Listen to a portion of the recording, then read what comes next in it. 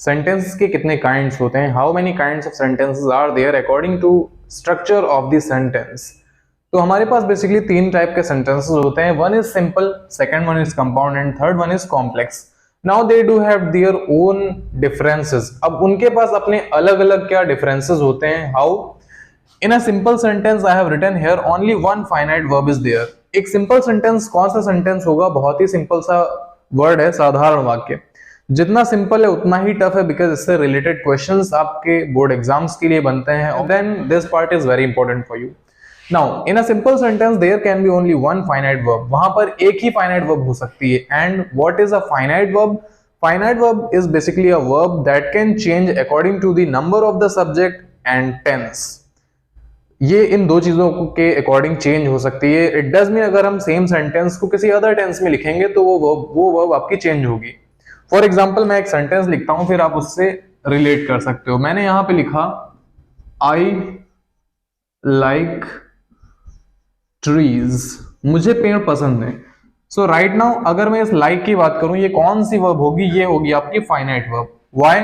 Because if I am changing this sentence into past, अगर मैं इसे पास्ट में चेंज कर रहा हूं तो ये क्या हो जाएगा? लाइक्ड।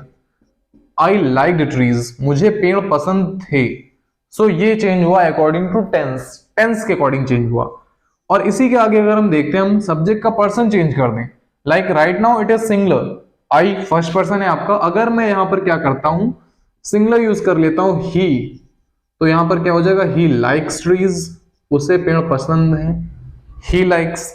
और यहां पर अगर मैं करता हूं ही लाइक्ड, यहां पर सेम रहेगा, बट ये एक तरीके से चेंज भी हुआ है according to tense and according to number of the subject. Subject के नंबर के अकॉर्डिंग भी आपका चेंज होता है। So this type of verbs that can change according to the number of the subject and tenses, those verbs are called finite verbs. इन verbs को हम finite verbs बोलते हैं।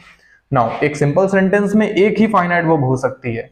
इट डज मीन अगर उसमें मोर देन वन वर्ब्स हैं तो आपको मेन बेसिकली ये फाइंड आउट करना है कि which verb is your finite verb. This is it. Simple sentence में इससे ज्यादा कुछ भी नहीं है। Now moving ahead we have compound sentence. सबसे बढ़िया चीज क्या है कंपाउंड सेंटेंसेस की? कंपाउंड। अब केमिस्ट्री में आपने पढ़ा होगा कंपाउंड क्या होते हैं। व्हेन टू और more elements are combined together, जब एक, दो या दो से अधिक एलिमेंट्स को हम कंबाइन कर देते हैं तब हमारा क्या बनता है? कंपाउंड बनता है। सिमिलरली यहां पर क्या होंगे? टू और मोर इंडिपेंडेंट क्लॉजेस होंगे। टू और मोर इंडिपेंडेंट क्लॉज। अब इंडिपेंडेंट क्लॉज क्या होते हैं? जिनका मीनिंग क्या होता है? कंप्लीट होता है। जिनका मीनिंग क्या होता है? कंप्लीट। कंप्लीट मीनिंग वाले जो क्लॉजेस होते हैं वो आपके इंडिपेंडेंट क्लॉज कहलाते हैं। Now what is a clause? This part we will study in another video, in a separate video I will make it. Now for example अगर मुझे एक एग्जांपल लिखना है तो आपको बताना है कि इन दोनों सेंटेंसेस का स्टैंड अलोन एग्जिस्टेंस है या नहीं है। For example I have written Ritu makes coffee and Sudha makes tea. So जैसे कि मैंने कहा कि यहाँ पे दो सेंटेंसेस होंगे और वो किसी ना किसी कंजक्शन से जुड़े होंगे। This part you have to write, आपको ये भी लिख लेना है कि ये क्या होंगे? कंजक्शन से जुड़े होंगे, किसी ना किसी कंजक्शन से ही जुड़े होंगे सेंटेंसेस। और इन दोनों का ही मीनिंग अलग अलग होगा। For example there are two parts. यहाँ पर क्या है? यहाँ पर देयर आर टू पार्ट्स, दो पार्ट्स हैं। This is part one and this is part two and they are joined by this conjunction. इस कंजक्शन की हेल्प से जुड़े हुए हैं। So if I am saying, अगर मैं ये बोल रहा हूं कि Ritu makes coffee, does this sentence has a complete meaning? क्या इस सेंटेंस के पास पूरी की पूरी मीनिंग कंप्लीट है?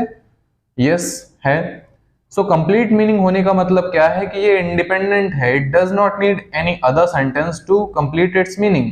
इसे किसी अदर सेंटेंस की जरूरत नहीं है अपनी खुद की ओन जो सेंस है उसे कंप्लीट करने के लिए, अपनी मीनिंग को कंप्लीट करने के लिए।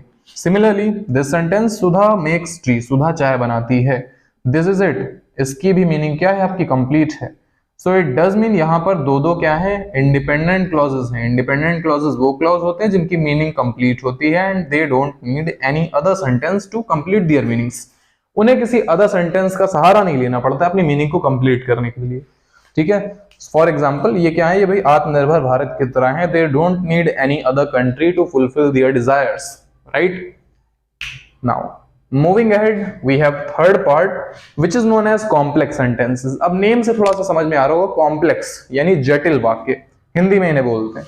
सो बेसिकली कॉम्प्लेक्स सेंटेंसेस में क्या होता है, एक तो इंडिपेंडेंट क्लॉज मिलेगा ही मिलेगा, बट आपको अदर जो होंगे वो डिपेंडेंट क्लॉजेस मिलेंगे। डिपेंडेंट क्लॉज, अब इसी सेंटेंस को थोड़ा सा चेंज करते हैं, हाउ देखते हैं भाई। सेम सेंटेंस में थोड़ा सा ट्विस्ट लाते हैं। नाउ मैंने बोला Sudha makes coffee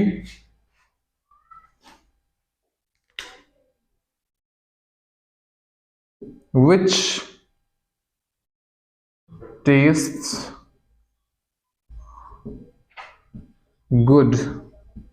Which tastes good. Now if I'm asking you how many sentences can you see, so maybe you can answer two. These two sentences I have, but there is no conjunction, and if the conjunction is not used, it does mean it is not a compound sentence. ये आपका एक compound sentence नहीं होगा. Now as you know, Ritu makes coffee, this sentence has a complete meaning, so it does mean it is your independent clause. ये आपका कौन सा clause है, independent clause है. But if I'm saying जो अच्छा टेस्ट देती है, which tastes good, so अब यहाँ पे इंफॉर्मेशन मिसिंग हो रही है, which what, ये which है क्या? Now that is the question. अगर हम इस सेंटेंस को सेपरेटली बोलते हैं देन इट डज मीन भाई इसकी जो मीनिंग है वो इनकम्प्लीट हो रही है, और अगर मीनिंग इनकम्प्लीट हो रही है इट डज मीन ये आपका क्या है, डिपेंडेंट क्लॉज है। Dependent clause, because dependent clause की मीनिंग कैसी होती है, इनकम्प्लीट होती है, and they do need another sentence to complete their meanings. अगर मैं सेंटेंस को एक साथ पढ़ता हूं, Ritu makes coffee which taste good, so ये जो विच है वो किसका रेफरेंस दे रहा है, इस कॉफी का ही रेफरेंस दे रहा है। So it does mean which को अपना मीनिंग फाइंड आउट करने के लिए फर्स्ट सेंटेंस की नीड है, और इसी तरह के सेंटेंसेस को हम क्या बोलते हैं, complex sentences. Getting? So I hope this video was very helpful for you, और कुछ ना कुछ तो आपने इससे सीखा ही होगा। Wow, what I'm saying. Now, this is it for today, guys. I hope you enjoyed this video. And if this video was helpful, so all you have to do is make sure you subscribe to our channel and leave a comment down below. मिलते हैं इसी तरह के एक next video में. Till then, keep watching, keep learning. जय हिंद.